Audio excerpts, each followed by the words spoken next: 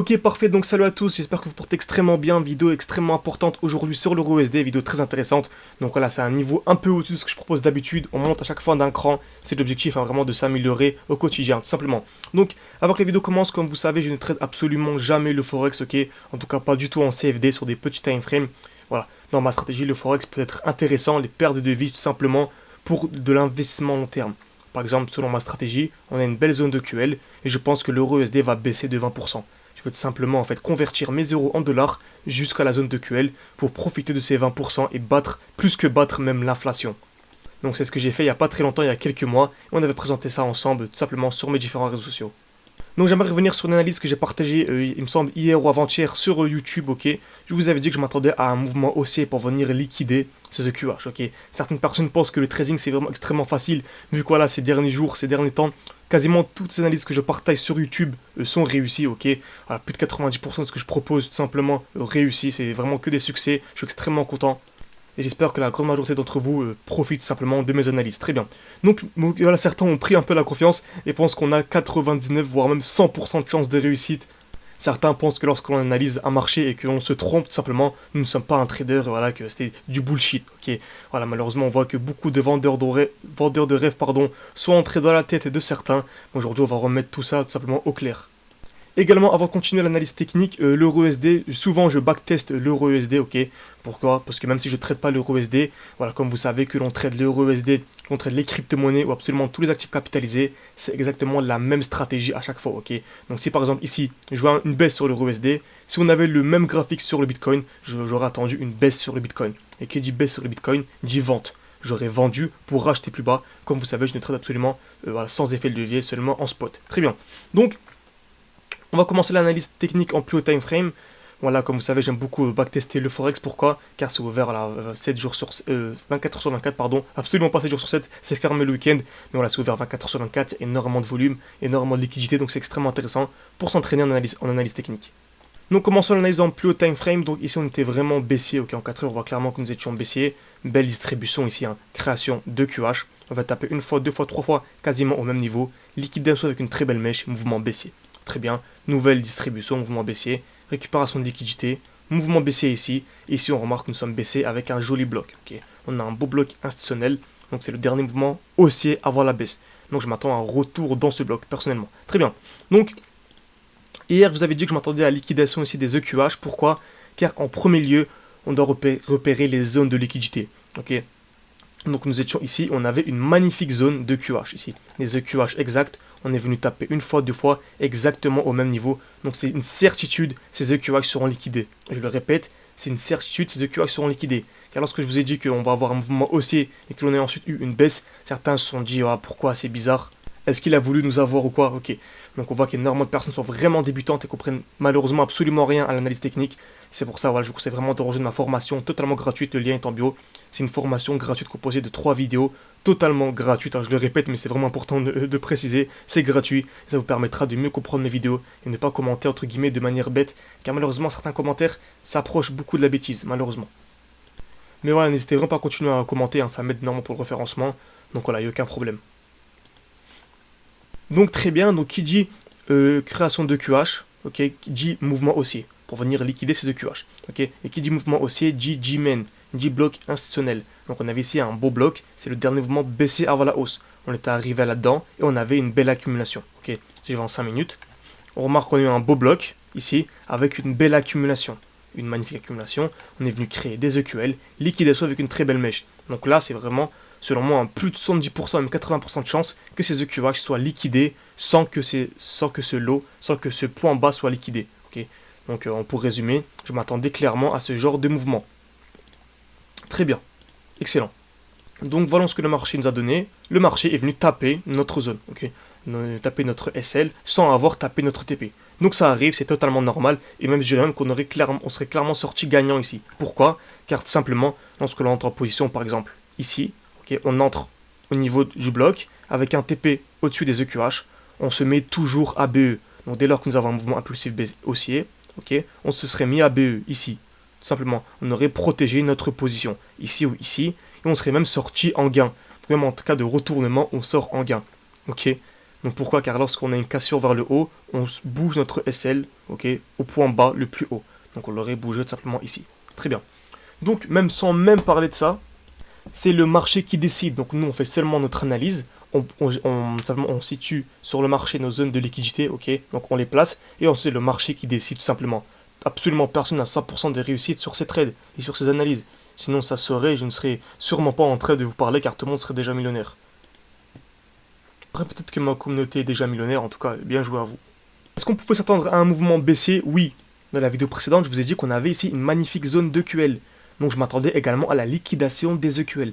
Donc je m'attendais à ce mouvement, ok. Je m'attendais juste en fait à la liquidation des EQH et ensuite des EQL. Non, le marché a décidé de liquider les EQL en premier lieu. Et c'était également prévisible, pourquoi? Regardez, on avait une belle zone de QH. Donc en fait c'était vraiment du 50-50 ici. Pourquoi? Car on a une zone de QH, magnifique zone de liquidité. Le marché est venu taper une fois, deux fois exactement au même niveau et on est venu liquider cette zone de QH. Okay, donc comme vous savez, lorsque l'on a ce genre de configuration, que nous sommes baissiers comme ceci, dès lors que nous avons la liquidation des EQH, on a immédiatement, dans la grande majorité des cas, bien sûr, encore une fois, une question de probabilité, un mouvement baissier pour venir directement liquider les EQL. C'est ce que je présente dans absolument toutes mes vidéos, également dans ma formation. Okay. Donc la formation est totalement gratuite, encore une fois, n'hésitez pas à nous rejoindre, le lien est en description, également en commentaire. Donc c'est exactement ce que l'on a eu, liquidation des EQH, ok, magnifique mouvement impulsif haussier, et je m'attendais ensuite directement à une baisse. C'est exactement ce que l'on a eu, on a eu une jolie baisse. Donc ce mouvement a été anticipé, je vous avais dit que je m'attendais à une jolie baisse, très bien. Par contre ici on avait une zone de QH, donc je m'attendais à la liquidation des EQH, puis ensuite des EQL. Le marché en a décidé autrement, on est venu liquider les EQL en premier lieu, très bien. Par contre, bien sûr, ces EQH seront liquidés, c'est une certitude. Quoi qu'il arrive, ces EQH, je vous conseille même de retenir cette vidéo, ces EQH seront liquidés, c'est une certitude. Donc, on a eu la liquidation des EQL, c'est parfait. Donc, en cas d'accumulation, je m'attendrai à ceci, ok, à une accumulation tout simplement en LTF, en plus petit time frame, donc création d'EQL, liquidation, mouvement haussier, pour venir tout simplement liquider ces EQH, ok. Ces EQH seront liquidés, c'est une certitude. Notre travail est seulement de repérer les zones de liquidité, placer nos ordres, être intéressant. On va essayer de bien comprendre la fractalité du marché, imbriquer les différents time frames pour ensuite avoir l'analyse la plus intéressante possible, tout simplement. De plus, ceux qui me suivent un peu sur Twitter, vous avez vu que je vous ai anticipé la baisse directement ici. Ok, on avait anticipé la baisse et on avait mis notre SLABE, tout le money management, ok, tout l'importance du money management. Donc, exemple clair, ici, on entre en position. Très bien, bien sûr, hein, je n'entre pas réellement en position.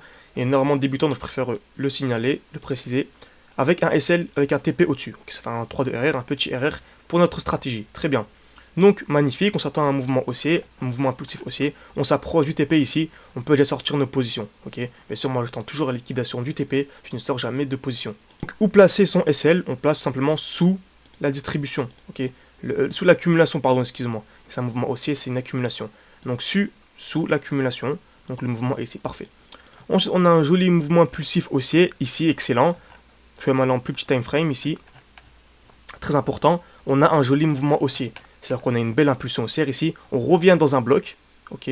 Donc on revient dans un bloc pour ensuite avoir une cassure vers le haut.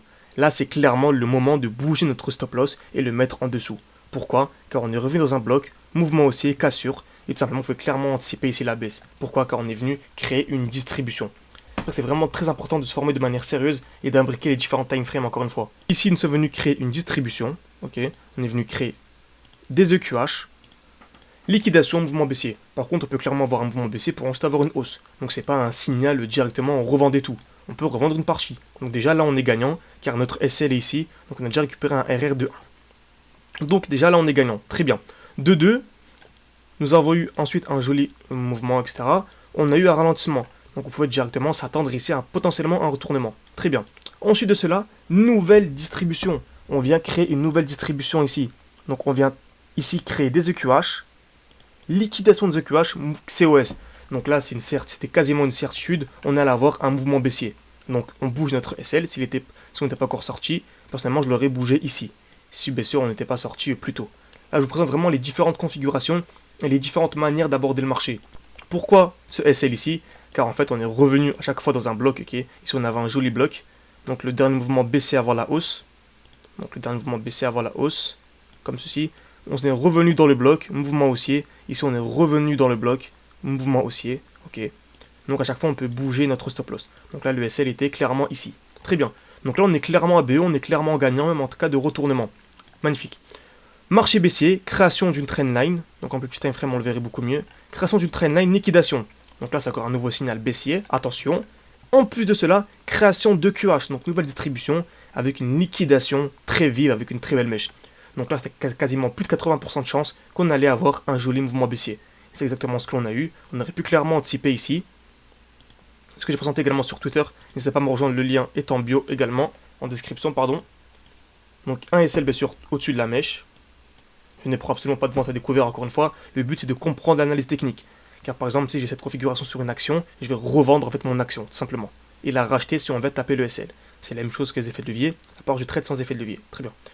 Donc voilà, un bon petit RR de 5 assez facilement ici. Vous voyez.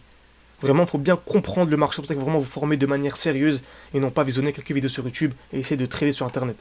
C'est sur un broker. Encore moins les brokers CFD, c'est une catastrophe. Donc voilà, donc on a eu la liquidation des EQL, donc actuellement je m'attends à ceci. À une accumulation, c'est le marché qui décide quand, certains me disent quand, on ne sait pas, c'est le marché qui décide. Donc une accumulation pour bien sûr venir liquider les EQH. Ces EQH seront liquidés, c'est une certitude. Et je vous ferai une vidéo dans quelques temps. Je pense que les EQH seront liquidés pour vous réexpliquer tout simplement l'analyse. Très bien. Donc j'espère que cette vidéo vous a plu, n'hésitez vraiment pas à vous abonner, à mettre des likes, des commentaires, à donner votre avis à cette vidéo. Et bien sûr à rejoindre de la formation totalement gratuite. Le lien est en bio. Et pour ceux qui souhaiteraient vraiment aller beaucoup plus loin, j'ai ma formation, mon coaching vraiment beaucoup plus complet. Voilà, on sélectionne des places jusqu'au 31 septembre 2023. Ok. Donc mon école est ouverte jusqu'au 31 septembre 2023.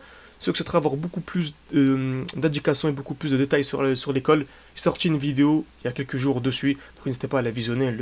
La vidéo s'appelle Je lance mon école, quelque chose comme ça. Hein, je lance mon école en ligne de trading. Donc vu certains commentaires que je reçois, ça aiderait énormément de personnes de rejoindre l'école et de se former de manière beaucoup plus sérieuse. Merci à tous et à la prochaine.